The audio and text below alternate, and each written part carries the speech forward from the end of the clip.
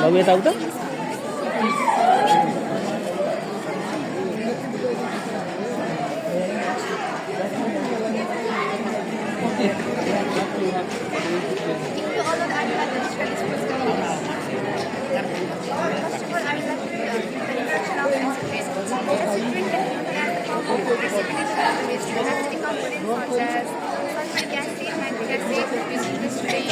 water, phosphate, and dust. This first. Now I will go with the causes of acid rain. Acid rain are caused by human activities and natural disasters. Now, as I said, human activities, acid rain, you can see here, people are constructing industries, factories. In these factories and industries are producing different kinds of harmful gases, like you can see here carbon dioxide, sulfur dioxide, and oxide of nitrogen. You can see here, we have been model how the factories produces this smoke. And this smoke produced by factories mixed with the water, you can see here, and this mixed with the water, and it produces the sulfuric acid and nitric acid. We have made this model, you can see. Yeah, it's just explain me how nitric acid is pumped there. When these harmful gases like oxide of nitrogen and sulfuric acid mixed with the water, it forms. No, I am just going to get my specific question that nitric acid, how HNO3 is pumped? When oxide of nitrogen mixed with the water, it forms nitric acid. Sorry? Again? When oxide of nitrogen mixed with the water, it forms nitric acid. Similarly, sulfuric acid, how is it formed? When this sulfur dioxide mixed with the water, it forms sulfuric acid. Very good, go on. Now I will go with the effect of acid rain.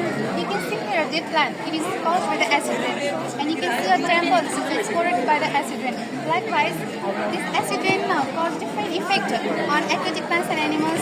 You can observe like many ponds, water they are disturbed, and the plants and animals also disturbed by the acid rain. They are affected. They are dying. You can observe now. Global warming is also the causes of acid rain, as we can observe that temperature of the earth is increasing day by day, and many harmful rays are entering in our atmosphere. Now I want to go with this deforestation. Due to this deforestation decreases the amount of oxygen and increase the rate of carbon dioxide. This harms our health very much. And as I go with this, we should stop the deforestation and we should do the afforestation. We should plant more trees. Now I want to go with the prevention of acid rain. First of all, government should provide the factories and industries to use the alternative sources of energy like solar energy, wind energy, and awareness campaigns should be held. Likewise, fossil fuels should not be in use, and mainly afforestation should be done. And we can see that the vehicles are producing lots of smoke. Instead of these vehicles, electric vehicles will be in use. That are also the preventive measures of acid rain. Okay, very nice.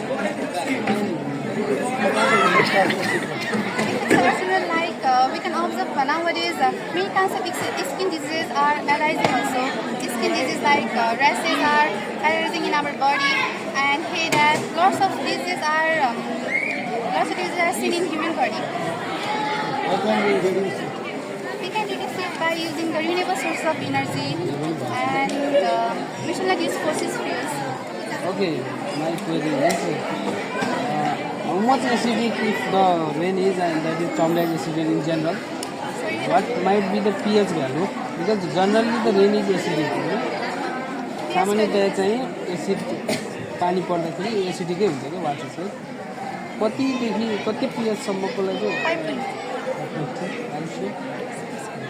this type mention the value below which this is considered as acidic.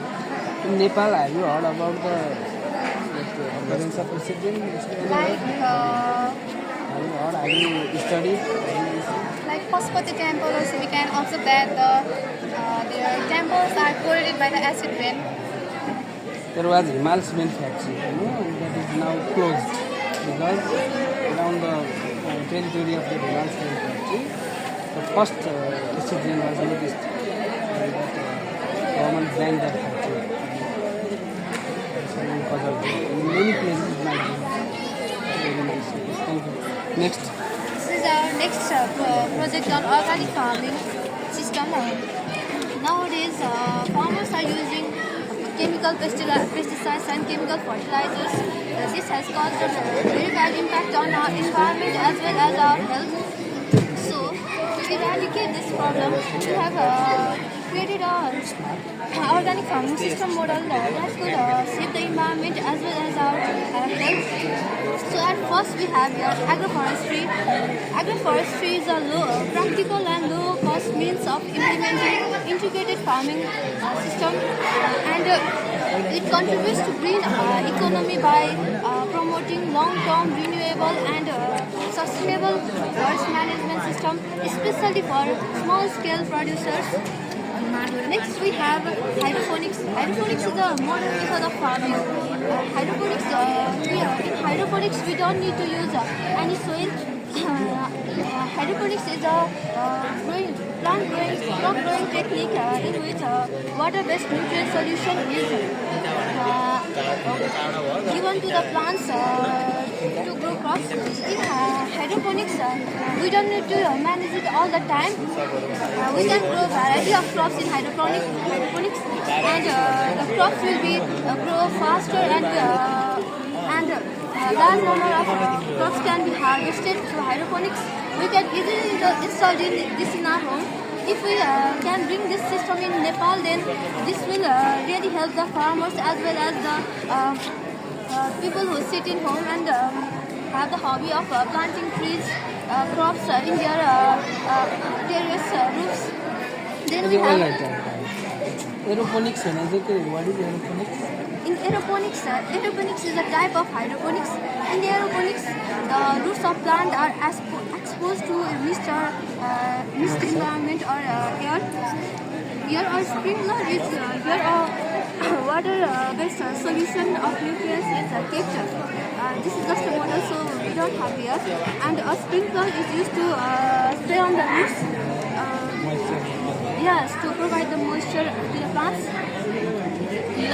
This is also easily installed. Have you tried this in your home school? No. I haven't tried. When I grow up, I will surely try this.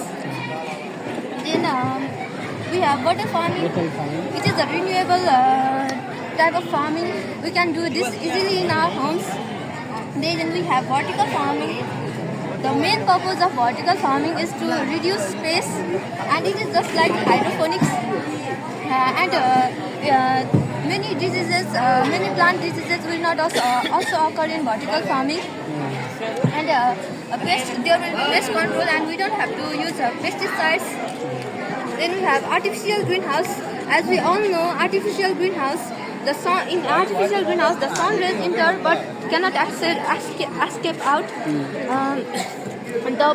There will be constant temperature in artificial greenhouse. We can grow off-seasonal crops also. The plants will grow fast. Then we have vermicompost. In vermicompost, earthworms convert the organic materials from our kitchens into manure rich in nutrients. This is just a model video. We cannot use living things, so we have just created a model. You love living beings, so that's why. Yes, we love living beings. Then we have biogas. Biogas does not produce as much as biogas does not harm our environment as much as the LPG gas we use in our home, and it also uses green energy source like compost manure, then cow dung, buffalo dung, like this, etc. So I think this was Okay, explain this. Very good job. Yeah,